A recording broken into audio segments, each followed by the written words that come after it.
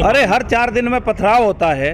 सरकार की पीछे से लोग इकट्ठा होके आते हैं, बीजेपी का बोर्ड लगा हुआ है, वहाँ खड़े होते हैं, पत्थर फेंकते हैं। तो अब तक तो हम ये था कि भाई चलो बच्चे हैं, समझ जाएंगे, समझाना।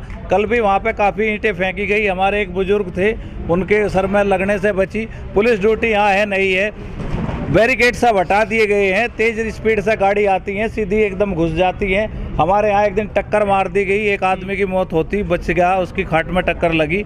नीचे से बैरिकेड हटा दी तो कल एक ट्रक नीचे घुस गया, वो पलटने से बचा है। तो यहाँ तक चाहते हैं कि कोई हादसा हो जाए? नहीं, विषय ये था कि देखो यहाँ पे काफ़ी कुछ चल रहा है, चैलेंजेज हैं। उत्तर प्रदेश सरकार द्वारा जितनी ज्यादती की जा रही है, दिल्ली सरकार द्वारा भी तमाम दावे किए गए थे। हमारी 3 दिन से बिजली काटी हुई है, बिजली यहाँ पे नहीं है। हम नागरिक इस देश के ही हैं, हम पाकिस्तान से नहीं आए हैं।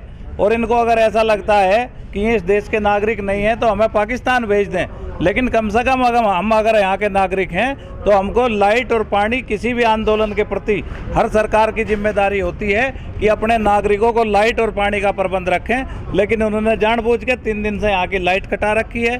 तमाम यहाँ परेशानी है, लोगों को भड़का के गुमराह करके यहाँ भेजा जाता है और पत्थरबाजी कराई जाती है। ये गाजीपुर आंदोलन का जो मोर्चा है उसको तोड़ने के तमाम षड्यंत्र हैं, लेकिन हम अभी धैर्य रखे हुए हैं। किसान धैर्यवान होता है, नहीं तो अवगत करा हमारे पास वो कुछ करेंगे, ठीक है, नहीं तो हमारी अपनी व्यवस्था है। नहीं, गर्मी वर्मी से तो हमारे पे कोई फर्क नहीं पड़ता, उसके भी इंतजाम किए हैं हमने। मिट्टी पानी वानी का इंतजाम किया है। भाई हमें तो गेहूँ काटने थे, खेत में बैठना था। यहाँ तो टेंट भी है, गेहूँ में तो वो भी नहीं मिलता, तो गर्मी वर्मी ज़्यादा असर नहीं करने वाली। लेकिन हाँ, एक बात जरूर है कि जो साजिशें हो रही है आंदोलन के खिलाफ, इसका हम जवाब देंगे।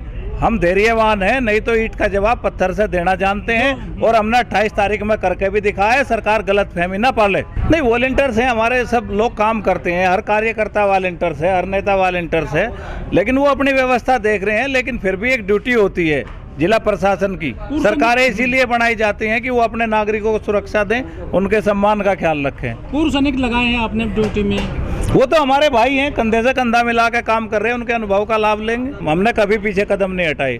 हमने 26 की कॉल दी, 26 पे किया। जब भी कहा, हमने कोई तारीख तय नहीं की थी, मैं अभी भी कह रहा, और बहुत जल्द तारीख तय करेंगे, और तारीख तय भी करेंगे और संसद पे भी जाएंगे। आपको लगता है कि संसद का घेराव जरूरी है? अब हम दिल्ली में ही बैठेंगे, अब बॉर्डर पे नहीं हम बैठने वाले ज्यादा समय के लिए। गेहूँ कट जाए, हम चलेंगे दिल्ली। मलिक जी, दिल्ली के लिए आए हैं। मलिक जी, आपने जो बीजेपी के नुमाइंदे हैं, कार्यकर्ता हैं, मंत्री हैं, उनको आपने गांव में नहीं घुसने दे रहे हैं। ये तो संवैधानिक अधिकार है उनका गांव में आने का। तो भाई मैं तो गाजीपुर बॉर्डर पे बैठा, वो गांव वाले नहीं घुसने दे रहे होंगे, मैं क्या कर लूं? अब मैं किसे रोक दूं? नाराजगी होगी उनके प्रति। बोर्ड लगाए जा रहे हैं। भाई जिसे आपने वोट दिया, अगर वो आपके इच्छानुसार काम ना करे तो फिर बचा क्या है? लोकतंत्र में यही अधिकार है। राइट टू रिकॉल क्यों नहीं लाते? भाई सरकार में अगर दम है तो राइट टू रिकॉल लेकर आए, इनको पता लग जाता है इनकी सरकार रहती है ना रहती। तो हम कहाँ मना कर रहे? हम तो उनसे पहले भी तैयार बैठे, हम यहाँ बातचीत ही तो करने आ रहे। नहीं, उम्मीद, हम तो उम्मीद पे ही कायम है, बात हो या ना हो, हम जो है बहुत जल्दी कॉल देंगे। महीने में हम दिल्ली जाएंगे। हम कह देना चाहते हैं, हमारी डिमांड है न्यूनतम समर्थन मूल्य को कानून बनाया जाए, 3 बिल वापिस हो, और जितने भी नेगोशिएशन चल रही हैं कृषि आयात को लेकर WTO में, सबको तुरंत रोका जाए। आपने पत्र जारी किया है, काले कानून जो बताए गए हैं आपके द्वारा, क्या है उसमें खास? हमने, हमारे मित्तल साहब ने, सब लोगों ने मिलकर उसको तैयार किया है। ये हमारे किसान सभा के बहुत सम्मानित और राष्ट्रीय साथी हैं, और सब लोगों ने मिलकर एक धारा पढ़ के अनुभव के आधार पर उसको तैयार किया है। और हम ये चैलेंज करना चाहते हैं कि अगर किसी में हिम्मत है तो क्लोज वाइज चर्चा करके इसको गलत ठहरा के दिखाए। ये पूरा ही कानून काला है, हम इसलिए इसकी वापसी की मांग करते हैं। समझौते वार्ताएं चल रही हैं, भारत सरकार दबाव में है। भारत सरकार चाहती है, देखो मोदी जी जब चीफ मिनिस्टर थे तो गुजरात में कहते थे, जब FDI का फैसला लिया मनमोहन सिंह ने, तो मोदी जी का एक बयान आया था कि अब तो भाई किराना भी विदेशी चलाएगा, चाय भी विदेशी बेचेगा, चावल भी विदेशी बेचेगा। अब तो मोदी जी शौचालय साफ करने वाले भी विदेशी लाना चाहते हैं। हिंदुस्तान से तो उन्हें प्रेम ही नहीं रह गया। RCEP में हमने विरोध किया था, सरकार को वापस लेना पड़ा था।